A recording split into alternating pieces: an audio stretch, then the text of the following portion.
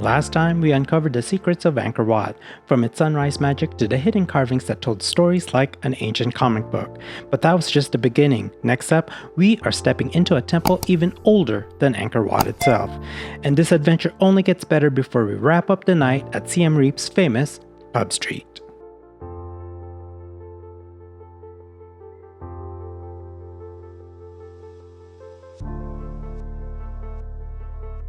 So this temple we're walking to right now is the Bayon Temple. As you can see, it's pretty cool.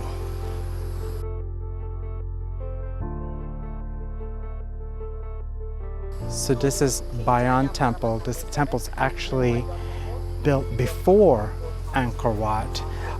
This king's nephew is the one that built Angkor Wat.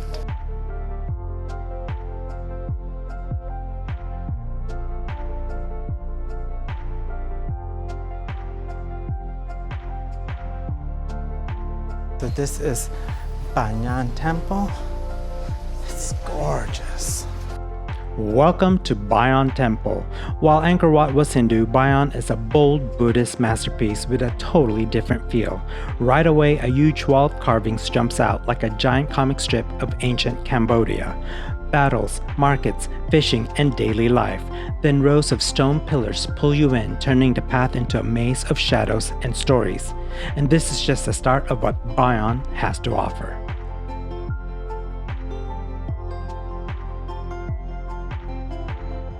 Bayon Temple has 54 towers, each with 4 enormous stone faces staring in every direction.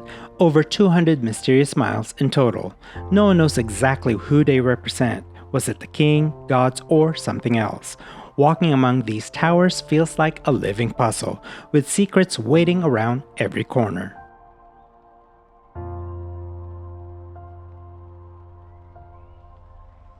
Okay, so that's the Bayon Temple.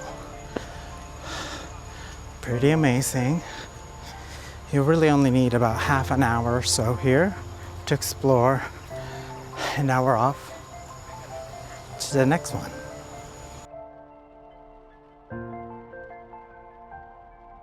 After starting our tour at 4 a.m. to catch the sunrise over Angkor Wat, it was finally time for lunch and try traditional Cambodian food for the very first time. So this is traditional Cambodian dish called amok. I got it with fish. So just taste that. Oh my gosh, it's really good. It's like a coconut curry, but it's really good. They serve it with rice, a bunch of vegetables in there. We just had the amazing lunch here at this place called Palombo. It is delicious.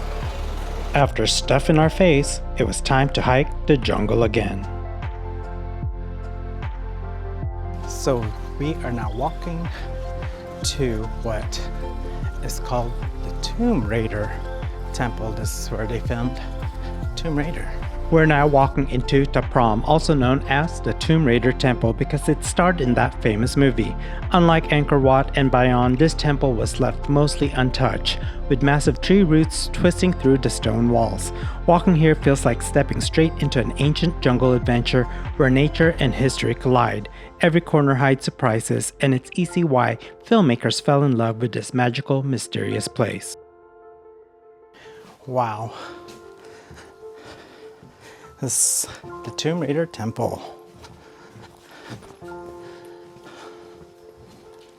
This temple is full of surprises. Some trees are over 300 years old and their roots weave through the temple like natural sculptures. It's a photographer's dream and every corner feels like a secret waiting to be discovered.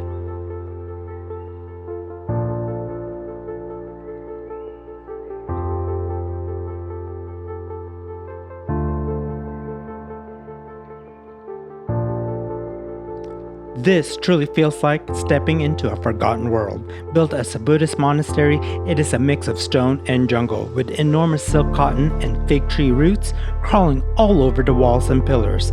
Every path hides surprises, secret corridors, carvings tucked into shadowed corners, and giant roots that look like nature's artwork. This overgrown, mysterious vibe is why it became the Tomb Raider temple in the movies. Walking through here feels like you've discovered the hidden treasure, where history and wild collide in the most magical way.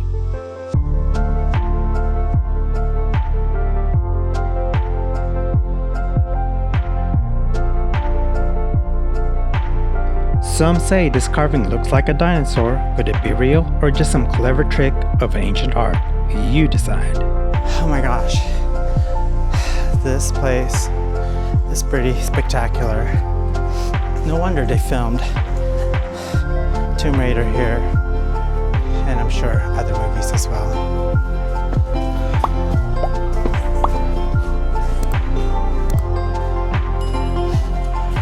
We've just finished Tomb Raider temple, and now we're off to another temple, one last temple before we call it a day. Rest up, take a shower, jump in the pool, and cool off before we head over to Pub Street.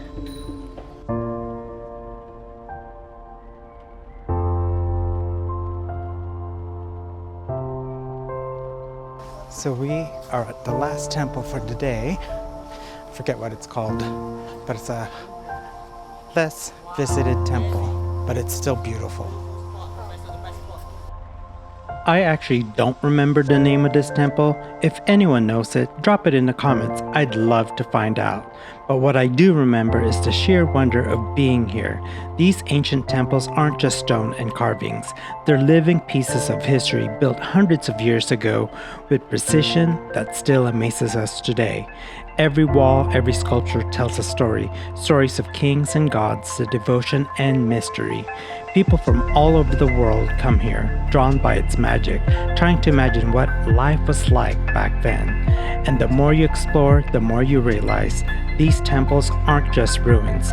They are a portal into a time long gone, yet somehow still alive. It's no wonder they capture our imagination so completely.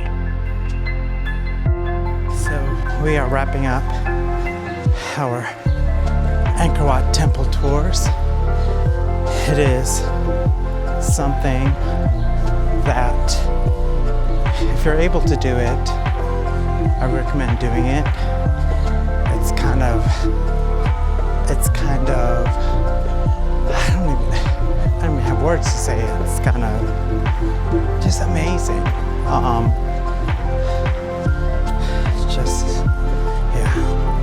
It's beautiful.